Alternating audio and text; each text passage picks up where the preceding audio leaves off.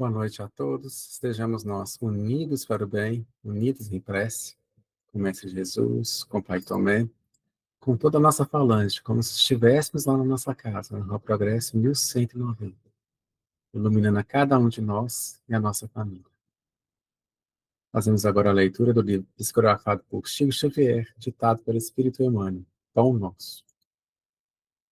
Lição número 3, o arado. E Jesus lhe disse: ninguém que lança a mão do arado e olha para trás é apto para o reino de Deus. Evangelho de Lucas, capítulo 9, versículo 62. Aqui, vemos Jesus utilizar na edificação do reino divino um dos mais belos símbolos.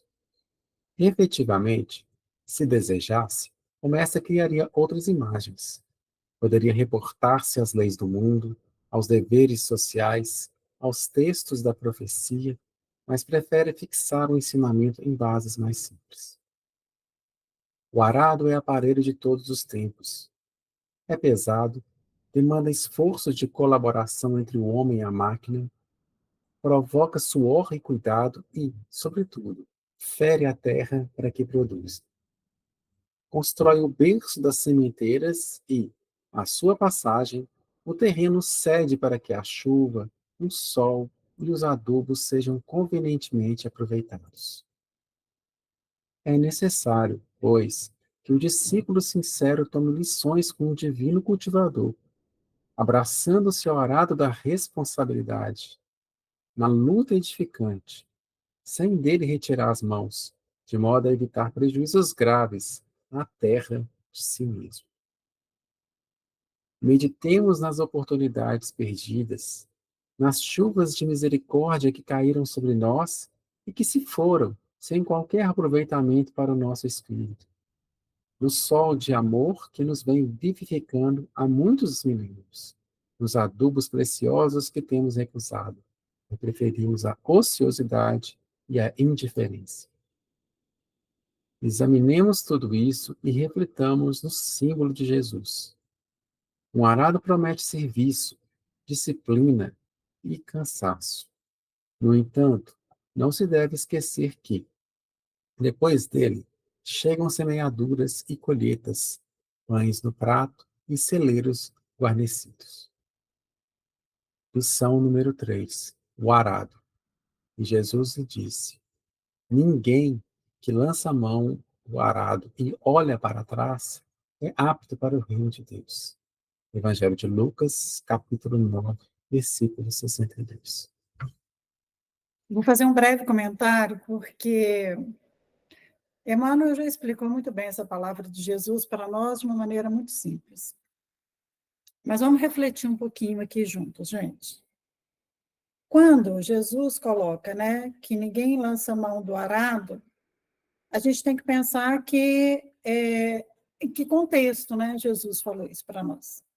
Jesus fala isso quando ele está ali em encontro pregando o evangelho, falando a palavra do Pai, e aí um senhor se aproxima dele e aí diz para Jesus, eu te seguirei, mas deixe-me primeiro despedir daqueles que estão na minha casa.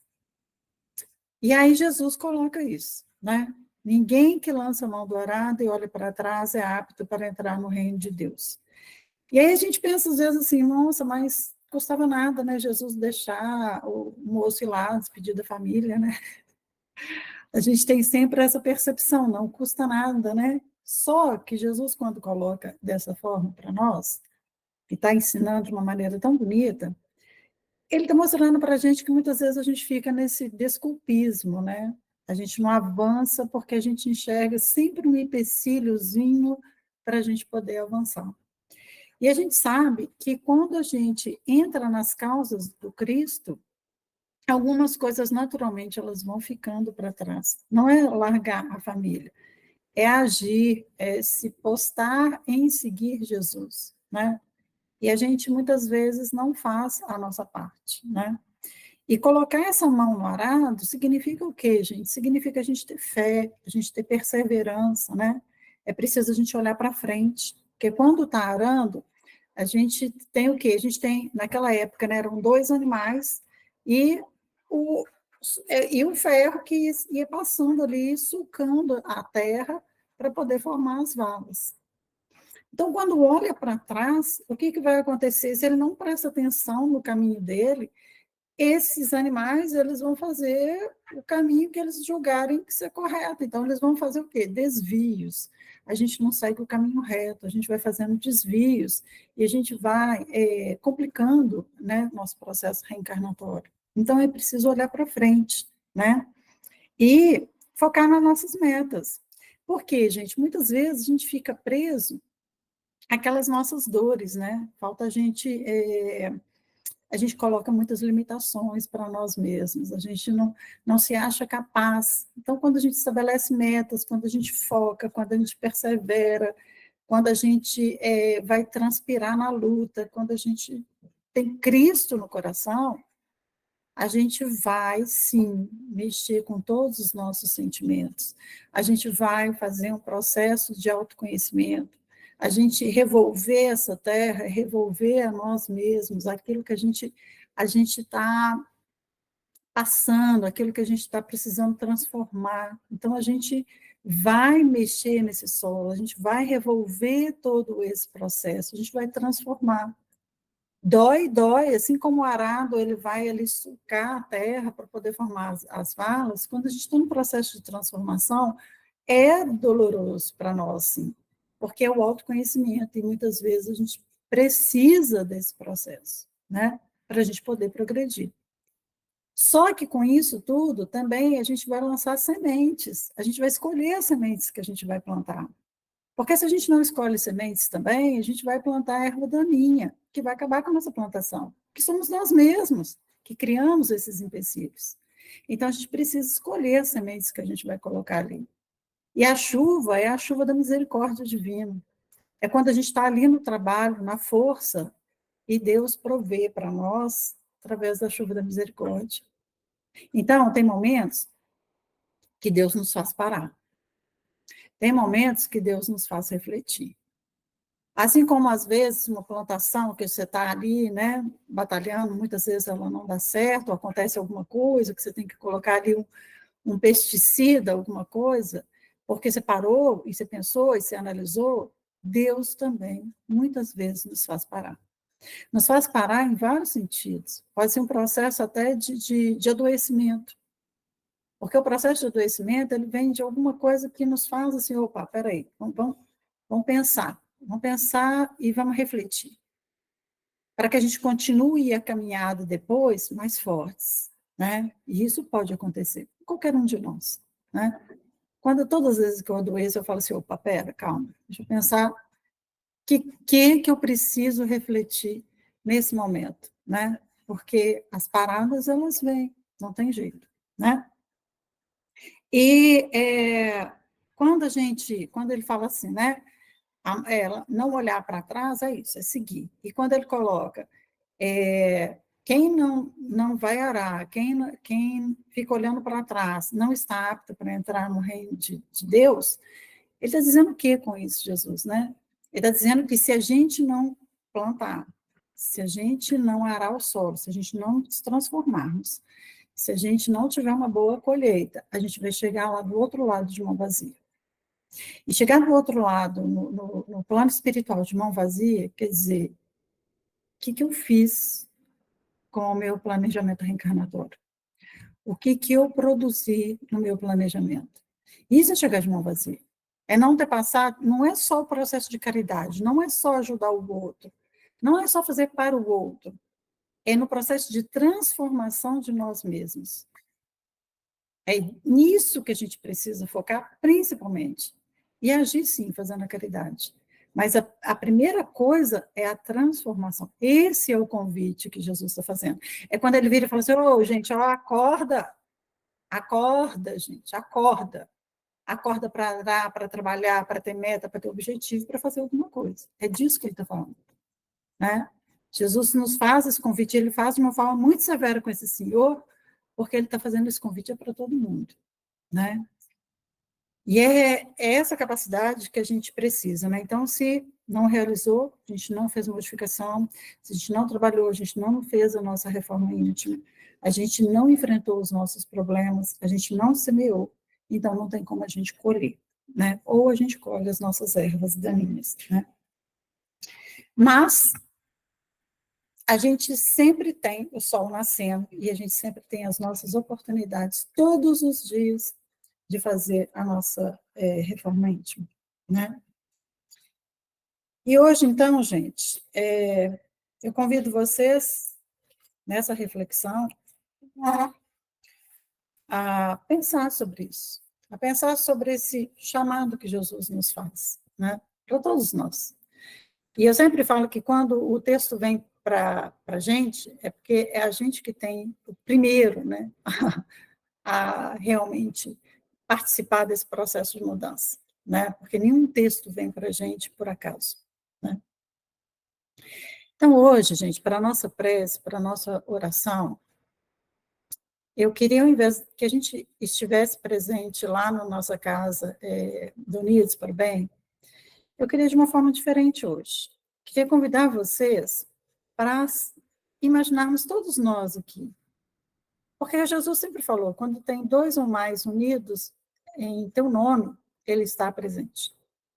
Então, vamos imaginar hoje, todos nós, esse grupo tão lindo que está aqui presente, que a gente esteja em um lugar muito bonito, cheio de flores, um lugar muito iluminado, apesar da noite muito iluminado, uma temperatura muito agradável.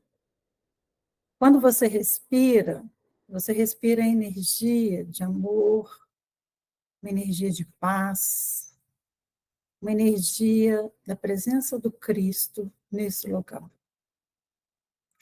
Há uma energia de alegria, uma energia irradiante. Agora eu peço a todos aqueles que precisam da cura da matéria, do corpo, do espírito, ou que algum ente querido esteja precisando dessa cura.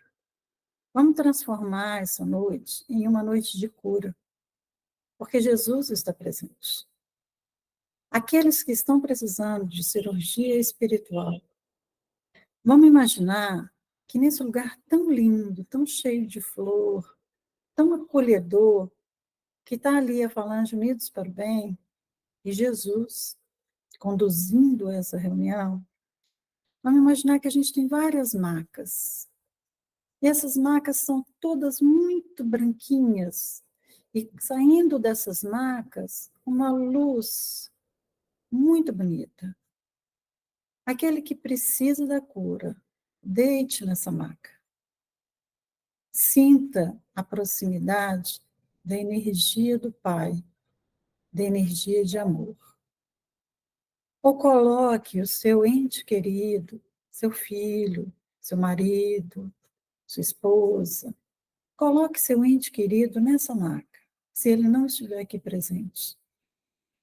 Sinta Jesus permitindo, por misericórdia divina, que pétalas de luz caiam sobre todos nós. E essa energia seja uma energia que revigore o nosso corpo e o nosso espírito. Que a gente possa realizar na noite de hoje o nosso processo de cura. Que a gente possa ter essa bênção e essa misericórdia divina. Porque os nossos amigos espirituais também estão presentes e prontos a nos guiar. Respirem essa energia. Respirem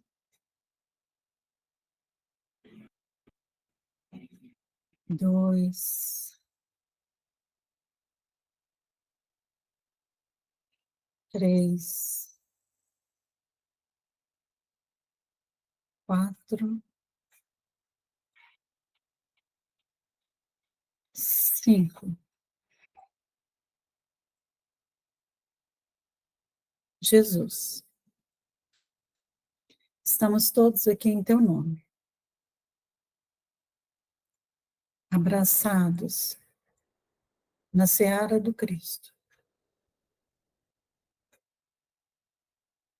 juntos, faremos nosso processo de transformação íntima e pedimos a nossa cura física e espiritual.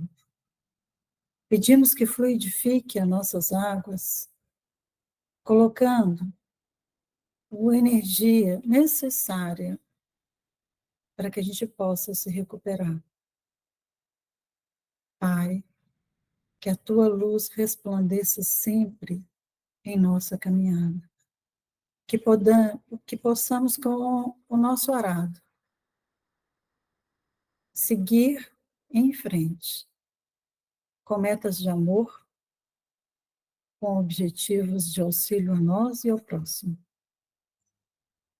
Nos guie, Pai, não nos deixe cair em tentações, não nos deixe desvirtuar do nosso processo reencarnatório. Cuide de nossa família, Jesus. Cuide daquele que nós amamos. Proteja, Pai, todos aqueles que vêm até Ti. Proteja também, Jesus, nesse momento, todas as nossas crianças do Projeto Novo Céu, que ali já estão deitadas em Tuas macas e sendo iluminadas pela espiritualidade. Proteja, Jesus, todos aqueles que de alguma forma precisam de Ti. E agradecemos. Agradecemos pela noite de hoje, agradecemos pela vida, agradecemos pela nossa cura, agradecemos pela Tua misericórdia, Pai.